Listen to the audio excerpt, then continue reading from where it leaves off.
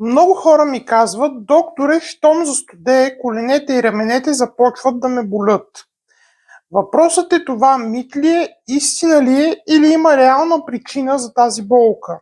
В това видео ще ви обясня как студът влияе на ставите, кога болката е безобидна и кога може да е знак за проблем и какво реално помага през зимата.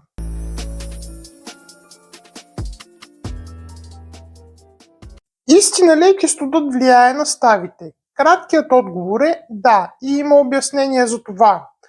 Известно е, че през зимата при по-студено време кръвоносните съдове се свиват.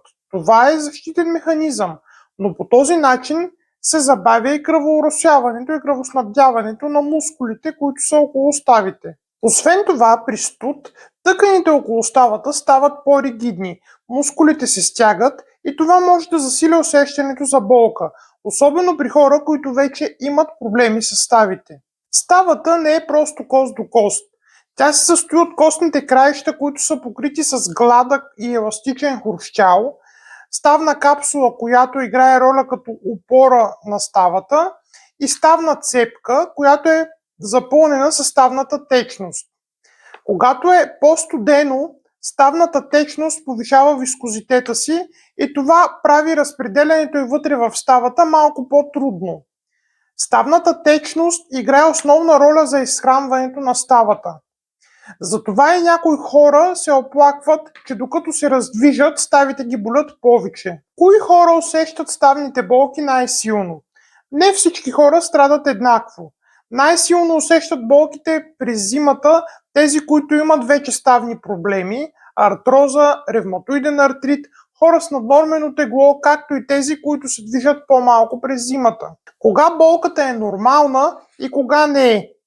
Лека болка и скованост, която се проявява при студ, но се подобрява при раздвижване, без да има зачервяване или отток на ставата, не е опасна. Трябва да потърсите лекар, ако болката е силна, особено ако ви буди нощем, ако е придружена с отток и зачервяване на ставата и ако сутрешната скованост е повече от 1 час.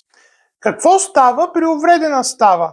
Ако ставата е увредена и има артроза, например, тогава ситуацията се усложнява. Хрущялът при такива стави обикновено е изтънял и губи равната си повърхност. Затова и ставната течност е по-малко ефективна. Студът допълнително намалява еластичността на тъканите, влошава микроциркулацията и засилва възпалението. Това не означава, че студът може да доведе до артроза, просто той влошава вече съществуващ проблем. А какво ще кажем за влагата и времето? Много пациенти казват, че усещат болка в ставите си при промяна във времето. И това не е внушение. При промяна в атмосферното налягане, тъканите около ставата могат да се разширят и това да повиши напрежението в ставата, като по този начин се засилват болките. Студът сам по себе си не уврежда ставите, не изяжда хрущяла и не причинява артрит, но може да направи вече съществуващ проблем по-осезаем и болезнен. Как студът влияе индиректно върху ставната цепка?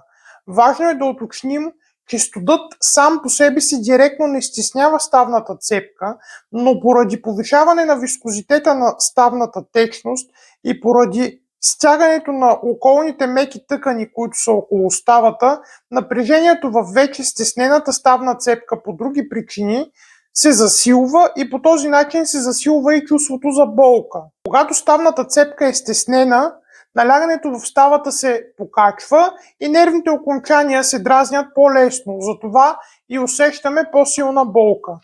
Ето и някои реални практични съвети, които може да използвате през зимата, за да намалите рискът от възникване на по-силни болки. Първото и най-лесно, което може да приложите, е: носете топли дрехи. Нека ставите ви да са защитени поне от тази страна. Може да използвате и на коленки. Второ, движете се редовно, дори и от дома.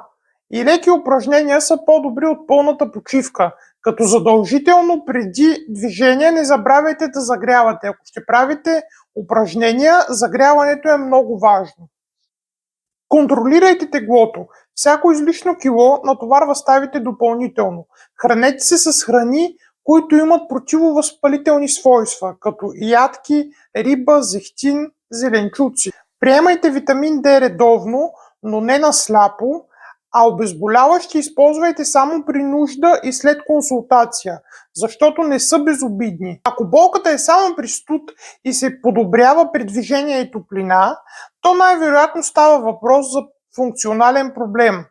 Но ако болката има прогресиращ характер и е съпроводена с подуване, оток, зачервяване и локална температура на ставата, то най-вероятно тук не става въпрос за време и сезон. Зимата не създава ставни заболявания, но прави съществуващите по-осезаеми.